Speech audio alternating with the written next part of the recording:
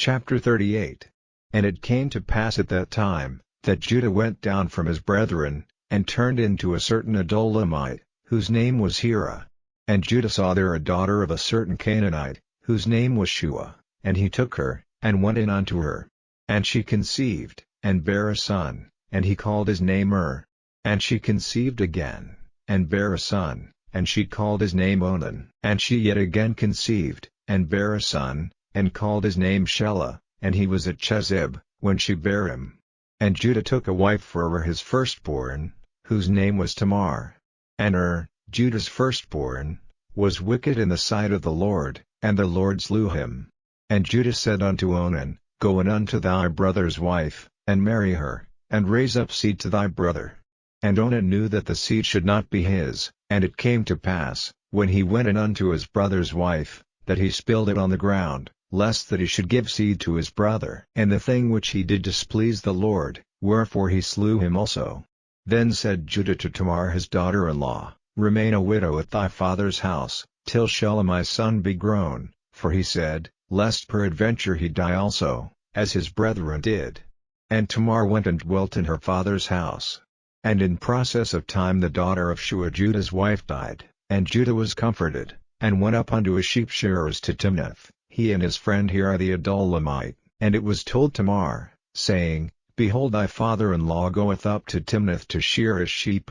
And she put her widow's garments off from her, and covered her with a veil, and wrapped herself, and sat in an open place, which is by the way to Timnath, for she saw that Shelah was grown, and she was not given unto him to wife.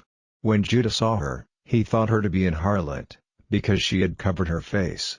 And he turned unto her by the way, and said, Go to, I pray thee, let me come in unto thee, for he knew not that she was his daughter-in-law. And she said, What wilt thou give me, that thou mayest come in unto me? And he said, I will send thee a kid from the flock.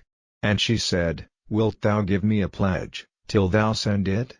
And he said, What pledge shall I give thee? And she said, Thy signet, and thy bracelets, and thy staff that is in thine hand. And he gave it her, and came in unto her, and she conceived by him. And she arose, and went away, and laid by her veil from her, and put on the garments of her widowhood. And Judah sent the kid by the hand of his friend the Adulamite, to receive his pledge from the woman's hand, but he found her not. Then he asked the men of that place, saying, Where is the harlot, that was openly by the wayside? And they said, There was no harlot in this place. And he returned to Judah, and said, I cannot find her. And also the men of the place said, That there was no harlot in this place. And Judah said, Let her take it to her, lest we be shamed. Behold, I sent this kid, and thou hast not found her. And it came to pass about 3 months after, that it was told Judah, saying, Tamar thy daughter-in-law hath played the harlot, and also, behold, she is with child by whoredom. And Judah said, Bring her forth, and let her be burned. When she was brought forth, she sent to her father-in-law, saying, By the man, whose these are, am I with child? And she said, Discern, I pray thee, whose are these, the signet, and bracelets, and staff? And Judah acknowledged them, and said, She hath been more righteous than I, because that I gave her not to Shelah my son. And he knew her again no more. And it came to pass in the time of her travail, that, behold, twins were in her womb. And it came to pass, when she travailed, that the one put out his hand, and the midwife took and bound upon his hand a scarlet thread, saying, This came out first.